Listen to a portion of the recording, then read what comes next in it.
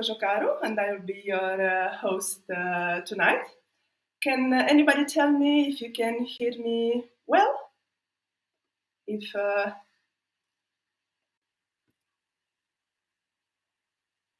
I hope so.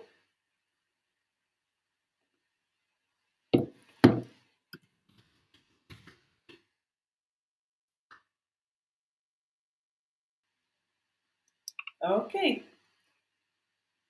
So I'm asked many times how can you become a wine judge, or which contest can give me more visibility, this from the part of the wineries, or should I buy wines with medals? So as though I received so many kind of this question, I thought to invite an expert in this area. Today we will meet Kathleen Smith. She is a wine judge and wine writer. Kathleen is a Canadian, but she lives in Rhode Island in U.S.A. She is a juror in many international contests, but I will let her tell you more about the competitions where she is judging.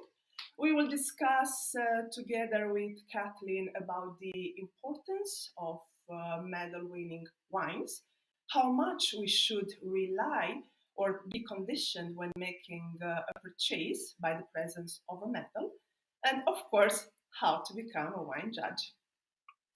I will see if Kathleen is here. Hi, Kathleen. Hi, Nahila. Thank you for having me.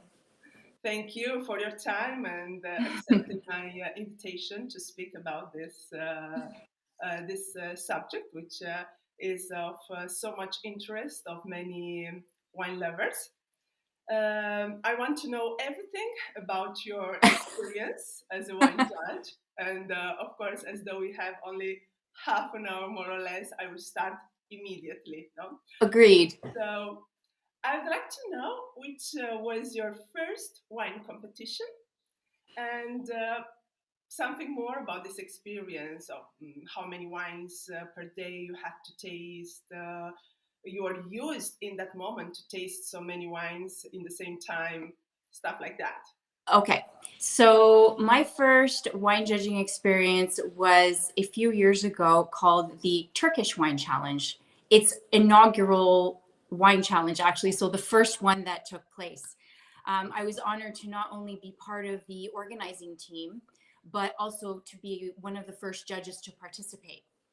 And what was really unique about this opportunity is I had, and a lot of us judges on the jury had little exposure to Turkish wines. So we were all very excited to be involved in a competition where around 90% of the wines were from Turkey. We did have a regional specialist that partook with us in the tasting in case we weren't familiar with certain grape varietals. But it is a rigorous tasting experience in the sense, and I refer to judging, because you're usually in a panel of experts.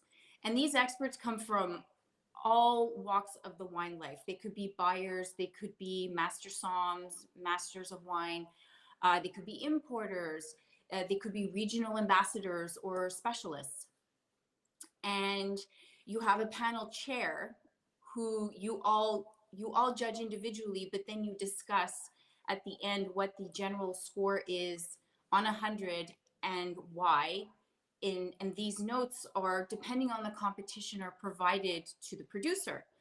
So to answer your other question, how many wines in one day? About 75. And that is quite a lot. It should be a lot in the first place, no? It is. And there is something, and people laugh when I tell them this, but there is something called palate fatigue, because your mouth, from this swishing, spitting multiple times, and your teeth with the dark varieties get so dark and purple, it's a running joke that at the end of a day of tasting, all you want is a cold, bubbly beer, because you've had so much tannins and wine throughout the day. it is like it's the best beer that you've ever had in your life following that day of judging. And it's, of course, it's important to drink a lot of water during these events. And I would probably warrant to say a good 3 liters of water during the day. And I'm still thirsty. Yes. So it's every competition, quite frankly, that I've participated in is different. Uh, from the categories to the types of wine, because I've participated in country specific competitions, regional specific competitions, global, just sparkling wine. So it really varies. And that's what makes it so, one of the reasons why I love judging wine so much, not just because I'm passionate about wine, but it's a wonderful networking experience and a method to discover so many new wines following the competition, because we all keep our notes for the most part, depending again on the competition rules. We're able to find out following if there was any that we really liked, like code 1234, then I'll seek that wine out after because, I found something really unique and interesting. Yes, I think that every experience, it brings out new wines. And actually, Absolutely. I wanted to ask you, if in all these competitions where you participated in the last years, there was a specific wine that you still remember, which blew your expectations, and you still taste and retaste. So that's an interesting question. There's a few that come to my mind. One was at the Turkish Wine Challenge, and it was a rosé which had a blend of an indigenous grape called Kaliki Karasi and Syrah. And they made this beautiful, feminine, fresh rosé that if you were to put it in front of someone who liked rosé wine, they would never in a million years guess it was from Turkey. They would think it was maybe from somewhere in a warmer area of France or Spain. And it had such a beautiful personality. Another one was recently a skin contact wine, or as other people call it, orange wine or amber wine. And it was from Moldova. And that was one of the first times that I had a skin contact wine from Moldova. And it just blew me away. That and a vin jaune also from Romania, funny enough. It was from Romania. So was one of the questions, if in all these competitions you also taste Romanian wines, and if you can give an opinion on the wines. I have, and the white wines and the skin contact wines, at least.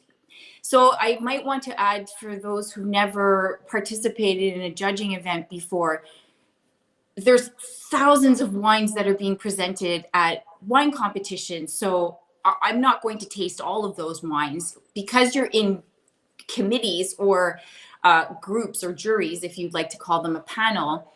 You're assigned anonymously a group of wines every day by section. So the table next to me might be drinking Bordeaux blends all day, whereas I'm tasting Sauvignon Blanc Chardonnay. So it's interesting that, as jury members, we exchange notes following the competition. What you just said, like, is there any that stood out to you? Tell me the code number. I want to look it up after, when we're allowed to find out the results. Of course, because everybody's tasting so many different wines, so it's good to make this exchange of information. But agreed. From a winery perspective, do you think it is important to send the wines to wine competitions? I do, and I will tell you why. So there's a number of reasons, actually. So for one, as I mentioned earlier, these wines are being tasted by experts in the wine field in one form or the other, whether it's trade or master soms. They could be in restaurant scene. It could be as an importer. It could be as an ambassador to a specific country. So these competitions are having experts who are conditioned to tasting wines and analyzing them from a palate perspective. And well, of course, all of your senses, you look at the color, you analyze the smell and the taste too. It's not just from the taste. And then following that, it's it's like a stamp of approval, if you will. It almost provides a symbol of trust for the consumer. When they go buy it, they'll think, oh, hey, this wine got a 95 at, Burgundia or any other competition that I could think of right now, or Decanter or IWC or Mundus Vini. There's so many wine competitions that provide these stickers. So once the producer does get a medal, by putting that sticker on there, it tells the consumer, hey, I was judged and I did very well at this competition. And so that's one reason. But then also from a brand awareness perspective, it really does increase the awareness to other consumers, how they've participated in the competition, that it has been vetted by these experts. And then also it opens new markets for wineries on an international scale, whether they want to increase their brand sales, of course, or enter new markets that they've never entered before. So there are a lot of benefits from a winery's perspective to enter a wine competition. Of course, I understand that. But also there is the possibility, that after winning some Yes. And recognitions, these add value to a wine, and the prices most of the time often it does. Yes, I agree. It often does add a percentage of the cost to the cost of the wine. It's, I think, around 10 to 13% that the cost, you could see an increase. And as the market rule goes, the higher the demand, the lower supply. So then the price might go up a little bit because potentially there's not as much supply available and the demand is there. So unfortunately, that's the nature of commerce. Of course, that's why, just to sustain your saying about the fact that the wineries can benefit a lot, also from the Agreed. brandness, getting to new network, being more easy for the wine lovers, to understand that this was a wine, that had some recognitions from wine experts in a competition, and can be easier to be chosen when it is on a shelf and maybe you don't know the wines from that.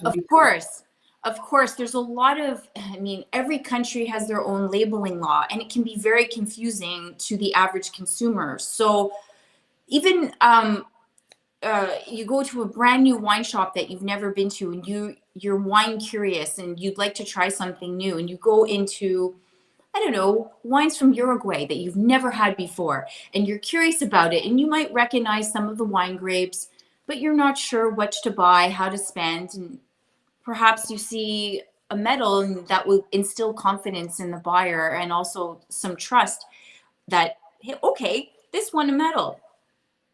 Must be good. I'll pick it up. It must be. You may never know, but at least gives you a quality, it's a quality. That's right. From somebody, But right. Do you ever base your decisions on of buying wine on medals? It ever I happened have, to you? and I do when I travel to wine shops that I've never been to abroad, especially because I have a formal education in wine, so I have a greater understanding whether it's the wine region, where it's coming from, what style it's going to be, etc. So if I was traveling to, let's say, Georgia, and there's a lot of grapes that I'm unfamiliar with, I do know some, but if I was traveling to a region such as that and I went into a specialty shop, first of all, I would always ask questions. I'm not shy to ask questions when it comes to buying wine. But if I was given a number of options, I would rely on stickers to help me out, the medal winners, to make my choice. Yes, I think that could be a good start, especially when you are in a place that you don't know the wines, Like when you are going to come to Romania, I know Exactly. that your plans, to come. That's right. That is the plan. now you have us, and you can ask all the questions you want, of course. Oh, don't you worry. I'll have a list of questions. Actually, if you are going to come this year, we are doing the first reunion meeting of our community in July. Oh, that's so exciting. Yeah, we are also thrilled, and we are going to do some visit to the wineries, master classes, so it would be a very good occasion. I don't know your plans for the summer, but maybe that sounds like a wonderful, we'll have to discuss this offline after this webinar. For sure, no, because we are planning a lot of interesting things here. Very exciting. Let's come back to our main theme from today: how to become a wine judge. If you are going to give an advice to somebody, to a wine lover that would like to become one, where you should start from, which is the minimum requested level of tasting knowledge that they need to know in order to be chosen as a wine judge, which is your experience with Yes. So every wine competition is different because some competitions are only for, let's say, master somms. So you need a very high level education. For the most part, the ones that I've participated in, they were looking for around a WSET, which is the Wine and Spirits Education Trust, a level 3. There are 4 levels in the degree. However, having recently completed the last level, so diploma, which is level 4, it provides a great benefit as a wine judge, because once you've gotten to that level, you're a very strong taster because you were rigorously tested on your tasting abilities. Of course. But that being said, for someone who has never done anything before, but is curious and interested in improving their tasting skills to see if they'd like to further go down that road, I would suggest, taking an entry-level wine tasting course to learn the fundamentals. Because every time you taste a wine, you are analyzing the components in the wine, from the color, the aromas, and everything that is involved in the palate. So once you have that foundation of what are the compounds and elements in a wine, a lot of it is practice and knowledge. So being involved in a local society, like for instance, because I live in Rhode Island, there's the Boston Wine Society, that they hold regular events that are open to the public that you could participate in, discover new wines, improve your knowledge. And also, being a wine judge, tasting practice is essential. So the more you taste, the more you improve your skills, and possibly creating a tasting group amongst wine passionate friends, whether it's virtual. I've done tons of virtual tasting groups, especially during the pandemic. Is also a fun way to practice and discover new wines. Of course, I think it is important, no? Because when you arrive to taste 75, 80 wines a day, no? Also going to fairs can be a good practice, no? Because also yes, that's another very good point. Like any sort of wine fair, wine expo that's going on, that are generally open to the public for the most part. So, and it's a wonderful opportunity to meet new producers and discover new types of wine that you might like to try. Like going back to the Turkish Wine Challenge, as I mentioned, most of the wines were Turkish, but us as a whole, are the jury members, because we had that foundation of what to look for in a well-made wine, because we are analyzing, okay, this is how they made the wine, this is how they grew the grapes, because you can taste a lot of those influences, and more so also the winemaking, how it all kind of comes together to create that final wine. Of course. But the criteria by which you can judge a wine in a competition are different from a competition? They are. Okay. Yes, because there are certain competitions that are open to amateur wine lovers. One, for instance, I participated in and I'm an ambassador for, is the Concours des Féminalise, which takes place in Bonn, France. And it is open to amateurs in wine and wine passionate, but they also require that you at least have a WSET 2 level, so you do know how to evaluate a wine. Wine, no? Yes. course. That's right. And then it's important though to not be shy and or afraid and intimidated, and apply. Go online. I've applied for competitions that I wasn't able to attend, whether it's because I don't live in Europe or it's a closed event and it's only people in a certain trade organization. So, it doesn't cost anything to apply. And what I did is I just started searching in my area locally where I lived, what competitions were available in my area. And then I slowly started to branch out and look in different areas in Europe. Oh, okay. And then you just access their website and send an That's application. it. That's right. They have, Tells yes, you. they have a application to fill in. They ask all kinds of questions, what your experiences are, you in the trade, yes, no, your education, etc. And you provide all that information, and they'll let you know if you can participate or not. Of course. And among all the wine competitions you have been, which is your favorite? Oh no, I can't. Like today, which is your favorite? That's like picking my favorite child. You never know. It can be for the networking. It can be because you are tasting so many interesting wines. Oh my goodness. Because maybe it's more international. I know. Oh my goodness. Well, I don't want to cause you problems, Kathleen. No, there is actually, I don't have a problem. There's none that I dislike. It's because, as I mentioned at the beginning, every competition is so different, from the size of the competition to the number of people that I'm interacting with to the wines that I'm tasting. That's why I find it hard to give you an answer. To the events that are centered around it, I mean, so the TWC is close to my heart because it was my first one, and I participate in it every year. But Féminalise, the Concours Féminalise, for those who don't speak French, it's only women in wine tasters. I was about to ask you. Yes. So it strongly promotes women in wine, and it's such a beautiful community of women in wine that the networking and just the camaraderie and the fellowship was wonderful. I'll be participating again this April. I can't wait. Yes. I actually wanted to apply too, but it's big in Italy, so. I know. I was hoping you were going to be able to go, but that's too bad. The two events are at the same time. That always happens. Yes, I understand. Yeah. I have a question from the public. Yes. Actually, Marinella Ardenali is saying hello, and she is looking forward to see you at the. Hello.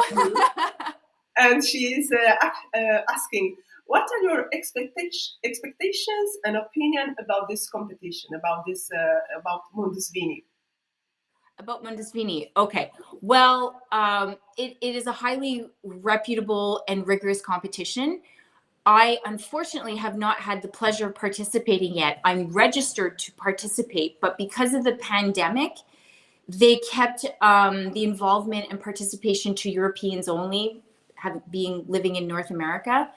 But it is one of the very reputable and highly regarded competitions that, from my colleagues in wine, have all told me absolutely wonderful things about the event. So if she's interested in applying, I would apply.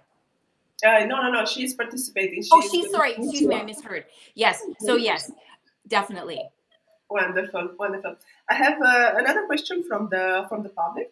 If you would have a wine competition, what would you do different? There is an aspect in a competition that maybe you would improve, or I don't know. So technology is a very important aspect in the competitions, that some have had it and some haven't. So, and what I mean by that is you're very focused on what you're doing when you're tasting and judging a wine. You're kind of in a bubble, if I may use that term correctly, because you're focusing all of your energy on that moment and what you're tasting, that to be able to, okay, I've mentally judged it. If I have a tablet in front of me, I just boop, boop, boop, boop, boop as I'm going, and I judge it right away. And it's very instinctive and it's very efficient, if you will, because you are tasting so many wines that day. Yeah. Not that you're ever rushed. That's one thing I have to say. The competitions do not rush you. They will give you a little friendly reminder. We need to move this along. Everyone's almost finished and you have 35 wines left, like for instance. But having the technology is actually very useful because then you can just go boop, boop, boop, boop, and then move on to the next thing. It's like, again, especially when you have that many wines to taste. Of course, I understand. Yes. Thank you so much, Kathleen. My pleasure. It's been a pleasure to have you here. I think, and I hope you have answered to all the questions. Thank you.